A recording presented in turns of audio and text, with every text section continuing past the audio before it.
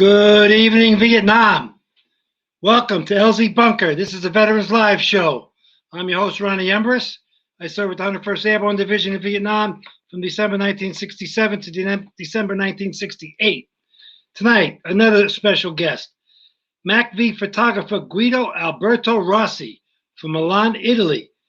Guido was one of the only Italian national photographers to cover the Vietnam War and spent time attached to the 1st Cavalry, 9th Infantry, the 5th Marines, and more. Guido will be sharing a number of his most memorable photos with us. It'll be a very interesting show. We will speak with Guido in a few moments, but first I'd like to let you know that the program is brought to you by Fallen Never Forgotten, Vietnam Memorials in the USA. Fallen Never Forgotten is a veterans memorial book, a tribute to those who never made a home from Vietnam. Visit fallenneverforgotten.com for more information or to purchase your copy. Now let's go to the headlines. Okay, headlines. On this day, here we go. Well, we're broadcasting Veterans Live Show from Washington, D.C. over Memorial Day weekend. There you go. Just hope that that opens up with the big show they have down there. All the bikers come from around the country, and we have plenty of booths with souvenirs, pictures.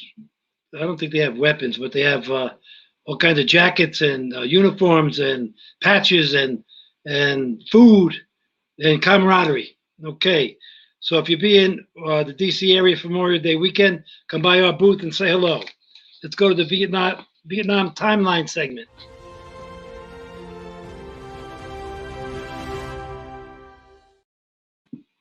Okay, this date in Vietnam, April 14th, 1965. The 173rd Airborne Brigade was ordered to deploy to South Vietnam. The 173rd arrived in Vietnam in May 1965 and was the first major United States Army ground combat unit to the war. Headquartered at Bien Hoa Air Base near Saigon from May 65 to October 67. The brigade conducted combat operations in the region surrounding Saigon. In November 67, the brigade fought a major battle with the North Vietnamese Army forces at Dak To in the Central Highlands, winning the Presidential Union Citation for bravery in action. Airborne all the way for you guys. You go Herd. The number one song on April 14th, 1965 was I'm Telling You Now by Freddie and the Dreamers. This date in the Vietnam War, April 14th, 1969. United States troops killed 198 communist soldiers in a massive PAVN and VC attack against Patrol Base Diamond 3, which was 33 miles northwest of Saigon. 13 Americans were reported killed and 3 wounded. The number one song on April 14th in 1969 was Aquarius, Let the Sun Shine In by the Fifth Dimension. Let's go to the photo segment.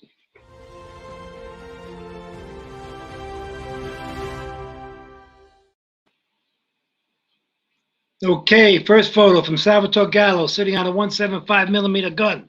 LZ Ross. Boy, that gun could do some damage. Yeah, you're not kidding, man. And by the way, Salvatore, could you write into us, how far could that shoot? Let us know the range of that magnificent weapon. Thank you. Next picture. Okay, Art Ciccarelli. I just turned 19 years old. 19. You look like you're 14. My God, look at you, a Spec 5. You probably still look young today, my man, Art.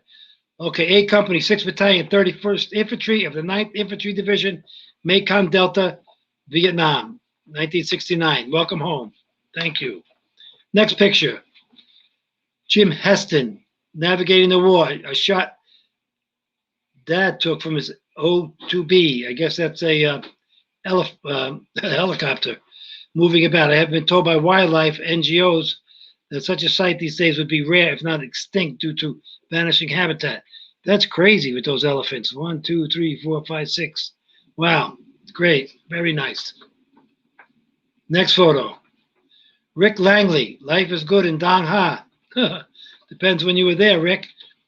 A cot, rubber lady, tent, all comforters of home.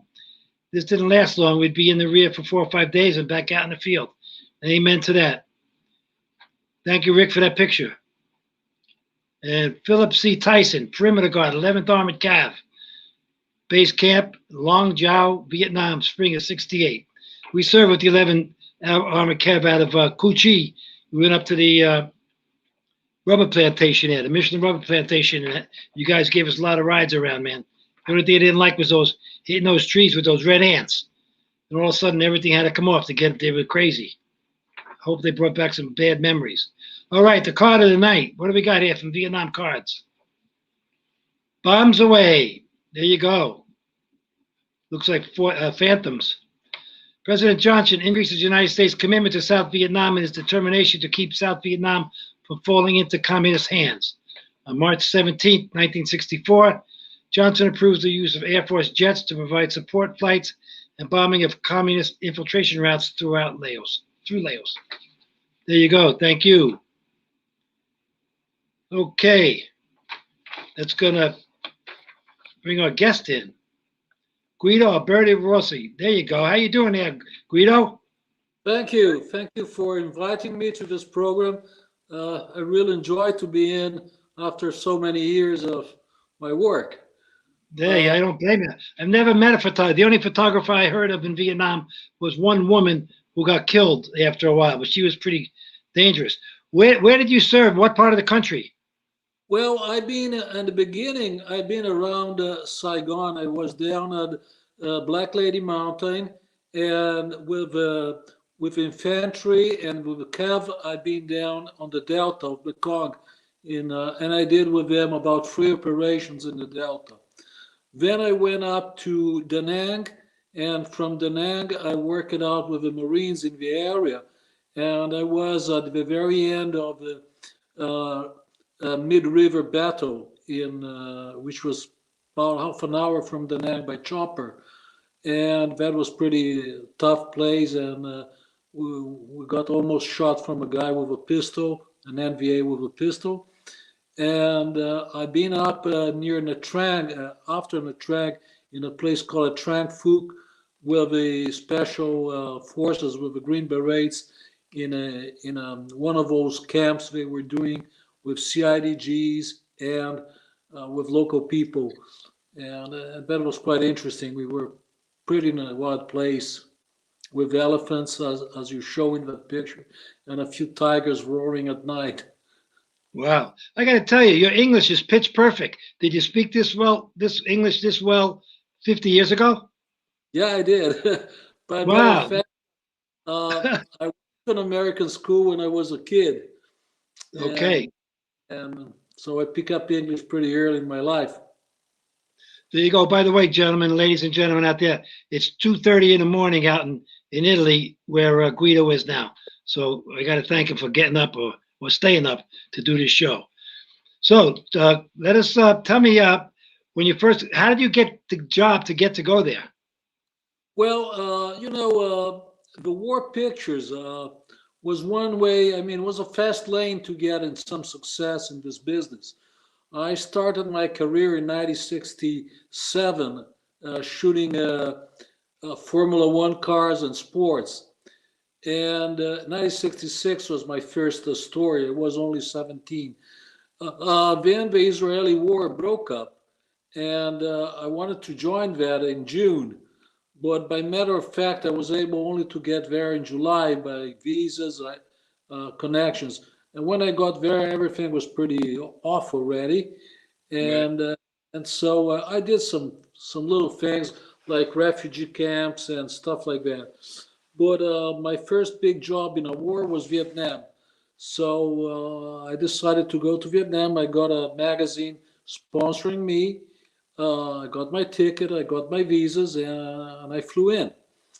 And how did you? Because, I mean, who did you go? Who did you go to visit when you got? I mean, when you first landed, where did you land in Tan Son Nhut? Tan Son Nhut, yes. Okay, yes. Where'd you have to go to the embassy or check in or what? No, it was pretty easy. I mean, you used to report to MACV, which had a very big compound right in front of the city hall of Saigon. And then you were processed through the press offices. And then they take you to the PO to buy your uniform. Because I was out in the field with a uniform, The only patches that were saying different that I was not a U.S. soldier was that I had a label saying my magazine name. But Right. otherwise, and I think if VC or an NBA from far away would recognize that I had cameras or guns. So It's true. I used to have two cameras. I used to have this Leica M3 that I used to load it with black and white film, and I used to have a Nikon which was loaded with color film, with transparency film. So that was mainly what we did. And I must tell, I want to tell you a story. My first mission, when I was out there with a Ninth Infantry Division, we landed up on a rice pad nearby a jungle. Then we got into the jungle a little bit. And as soon as I entered that path, I got attacked by a bunch of red ants. So I had to strip it myself completely naked I hear with you, two bro. guys. I feel so stupid that you won't I hear believe you. it. That's what I mentioned before about the pictures with the guy from the 11th Cav. When you'd ride on the APC, they'd hit the little trees and knock them over, but all the ants would fall down on you, and it was nuts. It'd go down in your socks, in your underwear, your armpits. You have Everywhere. to strip naked. Yeah. God forbid we got I attacked at that time, fighting naked. yeah, I was completely naked, and it was quite a funny story because I mean, I feel so stupid because I mean, 48 hours, 72 hours ago, I was in Milan, and then I was in a war. Finally, I was in a real war, and what happened? I just bumped naked because I was attacked by ants. There you go. So, how did you get reassigned to your different units that you served in? It says that you served with the First Cav, with the Ninth Infantry, with the Marines. You had your where you wanted to go, or they sent you.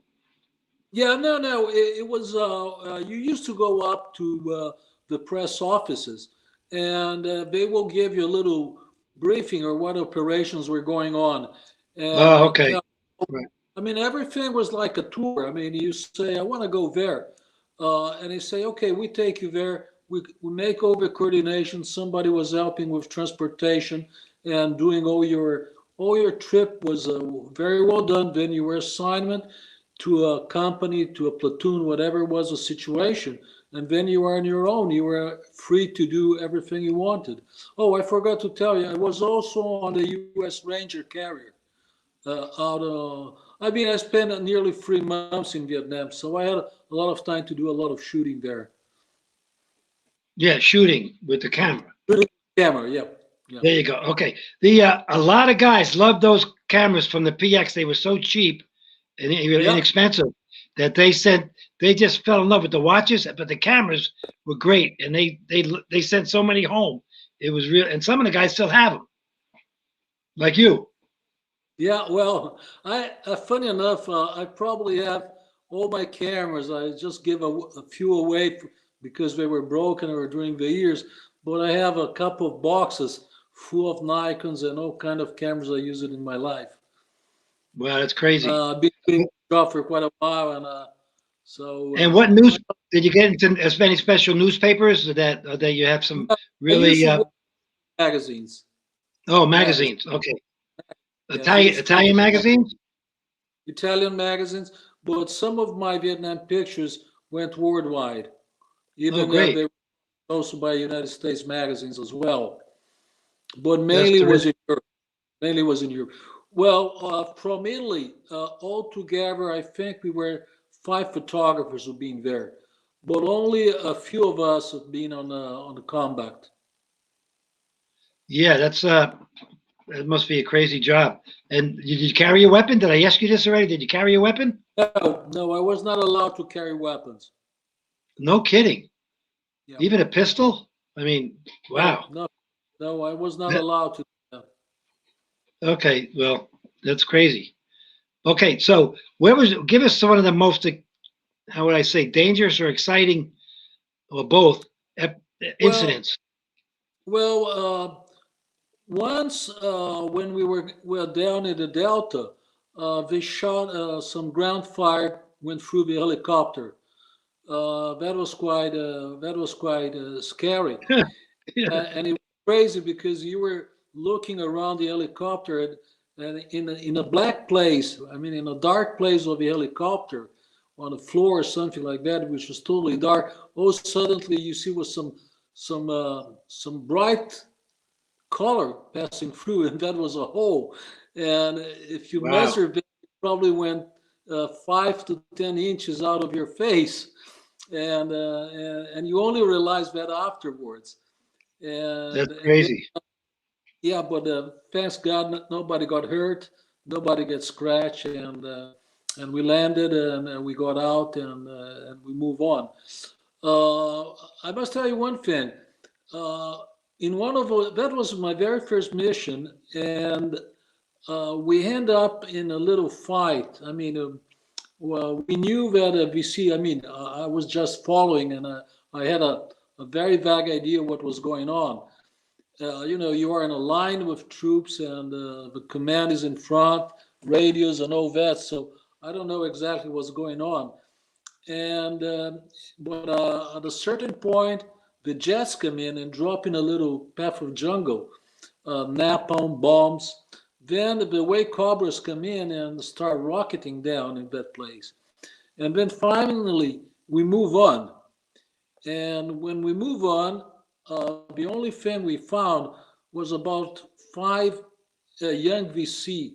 Probably they were just peasants that were forced to serve on the VC with old weapons as well, scattered around.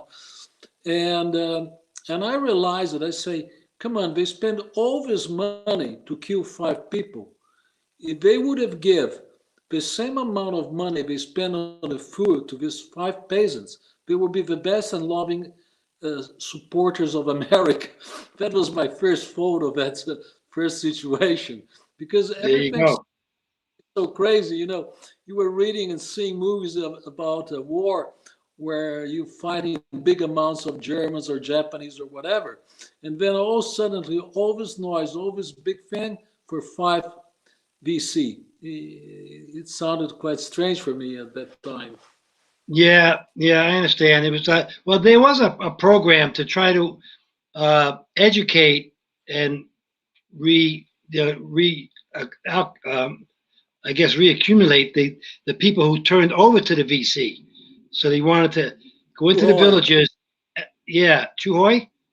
Chuhoi Well, was the name of the Chuhoi program. was a yeah, that was a surrender program, but Yeah. the other one was to educate and try to you know get into the local populations, little towns and villages, and win them over to the non-communist side, which was difficult to do because once we moved out, the VC came back in or the NVA came back in. So, Well, the difference of that is that I will say we because I was with you guys. So when you try to do that, you do it in a gentle way. When the VC came at night, they do it in a hard way, and they kill somebody to force them to do that. That was all the story about why they were yeah, taking this. you're right. So, yeah, and I think the same thing is going on in Afghanistan and in other of those crazy places. So you spent 3 months there? Yeah, nearly 3 months. I Wow. got there in October and I left in December, at the end of December. By matter of fact, I came home and was the last day of the year because I had to make a stopover in Paris uh, because there was no direct connection flights from Italy to Vietnam. So I did a stopover in Paris and I got in Milan in the afternoon of the 31st of December. And I was dead tired and I went to bed and I heard the firecrackers going out at midnight. Uh, and I thought it was some incoming shells of mortars. So I woke up and I tried to figure where the bunker was. Yeah, I hear you. I was in my room. A lot of guys used to sleep in a bunker. I was stationed in Benoit. I see that we were in country at the same time. I was there from December 67 to December 68, and you were there from October 68 to December 68. So we Yep. might have crossed paths. You never know, man. Maybe you're in one of my photographs. I'm going to send you some of my photographs. I used to keep Oh, my Instamatic camera in my ammo pouch with all kinds of those little cartridges to put them in there. It was great. yeah, I took about 1,000 pictures when I was over there of everything: the kids, the barracks, the woods, the jungle, the swamps, the mountains, the whatever, the landing zones. It was crazy, but I only went there. I figured I was in war once, so let me try to capture what I can. So we're gonna go to see some pictures now. You can talk to us about the yeah, pictures. Okay, Matt, yeah. let's hit the pictures. Oh, there you go. Nice. Guido Rossi, Europa Europeo You're, magazine. yeah, that was the magazine. Yeah, that was the magazine who gave me a letter You're to a go handsome through. devil, man. Check you out. Yeah. Okay, Matt. Next one. Here we go. What do we got here? Okay, this is a picture that we got some fire. We were in a line and walking up this trail. This is down in the Delta, in the Mekong Delta, this is a 9th Infantry or the 1st Cav. I don't remember exactly because it gets confusion a little bit between the three missions. And this is exactly when we got some shots at us. And you see the picture is blurred. I don't know if it was because I was using a low speed on the camera, a shutter, or because my hands were trembling. But I was on the floor, I was on my belly as well. Matt, can you go back to that picture? I want to show something out. It's really cool. Cigarettes in the helmet binder up there. Got a few hand grenades on the back of his uniform there with the ammo pouches. And he's got his entrenching tool back there. And he's got a couple of canteens, it looks like. This guy looks like he's 150, 60 pounds, and he's loaded down like crazy. Good for him. There you go. Next picture. Okay, what do you Yeah, got here? here we captured a VC school. This guy holding a map he was a suspected VC. We tied him up and we sent him back somewhere we surrendered him to the Vietnamese army. But we got all his signs and all his uh, propaganda stuff that were used by the VC to train people out in the middle of nowhere. Wow, This is that's a great. mission what I told you that when all that hell, helicopters, jets for 5 dead people, and that guy survived it. Gotcha. Next picture, Matt. Oh, here you Yeah, go. this is the same situation when we were closing up to the jungle, and you see this is a rocket firing from us towards the jungle. Oh, I see. The guy on the left shooting the rocket that way. Yeah, yeah. Okay, and it exploded and the gotcha. Okay. And what is that? Like elephant grass? Like this tall grass? This was a rice pad. Rice We were in paddy. the Yeah, middle. okay, yeah. I've never We were seen the walking. rice so full. Yeah. Good pictures. Next. Here we go. This is when I flew in an A-37 out of Tansanut. Uh, and we did a napalm bombing mission. And this was my first time on a jet. This is a winged plane. And you see, I have black and whites and colors because only with 2 cameras. And the reason we were shooting black and whites instead of all color was because at that days, the magazines had some pages in black and white and some pages in color. And they were not, there was no technology to move the color to black and white. So you had to shoot both. So I have some great pictures in black and white that if it would be in color would be much better and the other way around. But Nice. that That's a was, beauty. yeah, this is what I was able to shoot when we bank it out we were following the airplane and we bank it out. This is an apple exploding down there. What is that? The river or a beach? Now, the one on the right side of the Yeah. picture is river. Then you Okay. have a little river, a little stream coming into the river, Yeah, I see and that that. is Right. jungle where we dropped the napalm. That's a Okay. river. Gotcha. Next picture. Here you go. Uh, Who are these guys that with? camera I will show you before. This one is with the 5th Marines, and this is mid-river. Right. Check you out. Got the camera, got the press card, got the smile, and everybody else. Nobody else is smiling but you. No, these guys were in a pretty tough time. Oh, I agree. Believe me, I know. The body count in mid-river was close to 1,000 NVA, and to the final stage of the battle was B-52 dropping bombs on them. Wow. I think the the NVA had about almost a division out there. Was a lot of people. Next picture, man. Here you go. This is a helicopter dropping us, flying out. You see, they're all empty, and they're just Yeah, I flying see out. that. Yeah, there you go. Picking you up. Okay, there you go. This is a picture I love, and funny enough, I never sold this picture. We're going back. We were being taken up from the jungle on a boat, one of those carrier LTC carriers, and everything went well. We spent 4 days out in the jungle, and everybody was happy and tired to get back. And this guy with this little funny sunglasses, smiling at me and saying victory because everything went well. And I shot this picture just as a reaction when we were talking. And I love this picture, but funny enough, no magazine ever published it. You got a bandolier real quick for the M60 there. Got his weapon in his, I think you can see part of his weapon there.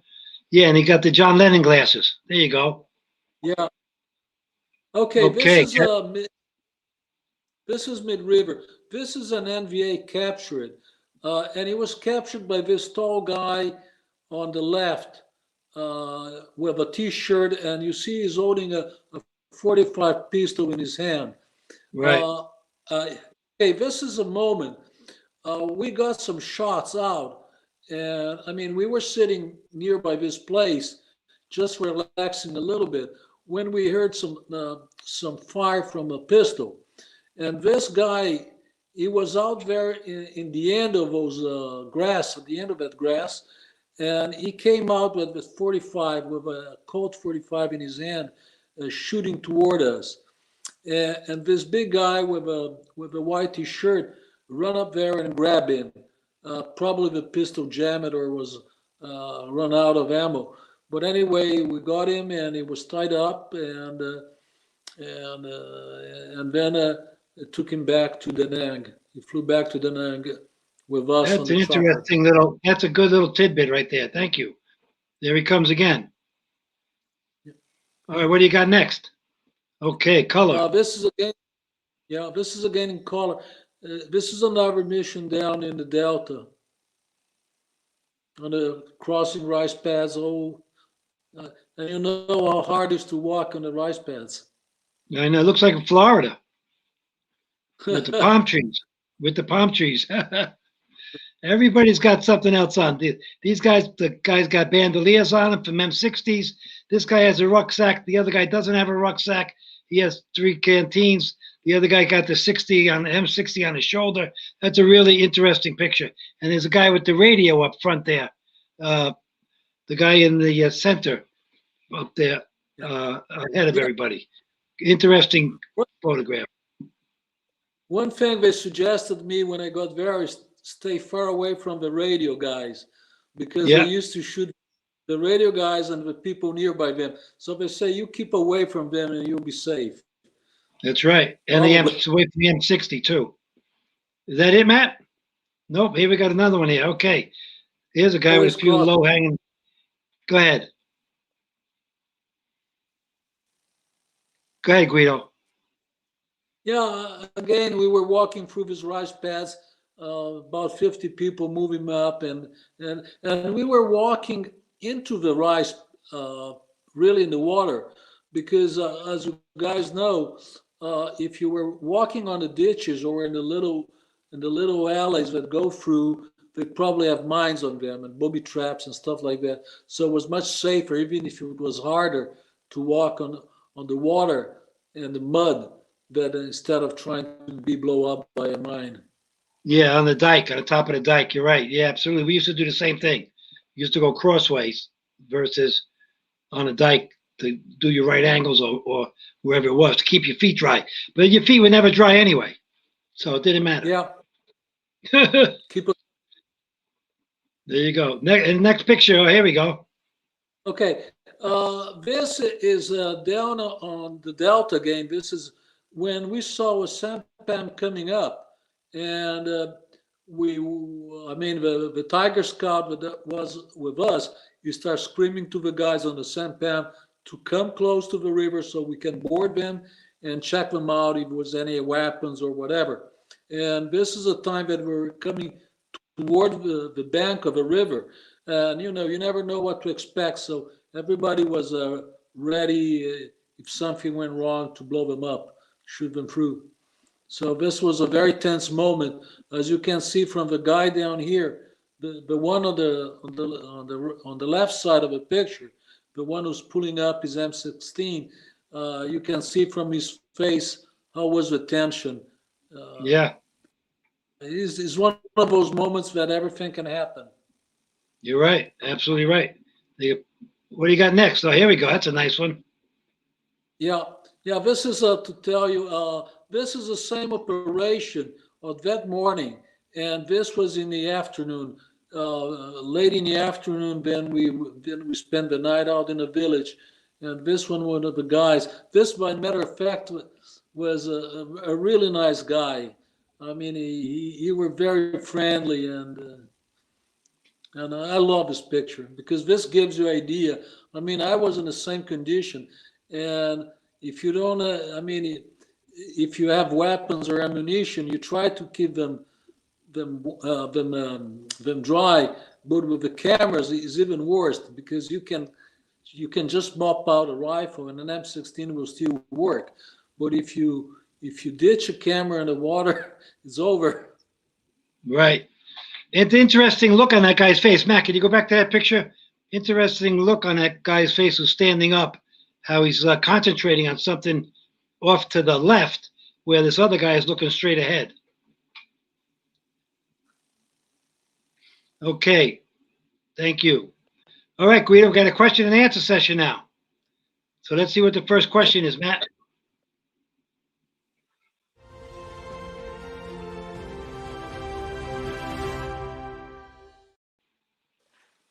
Okay. Interesting way to carry in the canteens. That's true. A lot of canteens those guys were carrying. Yep. There you go. Swinging in the breeze. Next question. These are awesome for you. These are awesome for us youngins to see and link our heritage to us. Baston. Very nice. Thank you, David.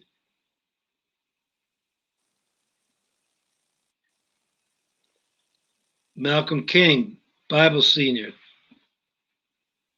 Airborne all the way. Thank you very much. Okay, next picture. Charlie Lee Fraley, Company A, 2nd 327. No slack, 1965. First guy's over there. 1st Brigade, 101st Airborne Division. Okay, equipment strapped to the rucksack frame. Yeah. They did that at the time. It was crazy. These guys don't have rucks. See, one guy has something there, and the other guy doesn't, and the other guys don't. And one guy has the radio. Interesting how they just go out like a little light patrol. Okay, next picture. Or next question.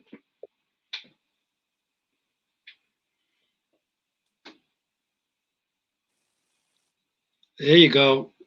There you go. Wow. An 8-inch naval gun. You're not kidding.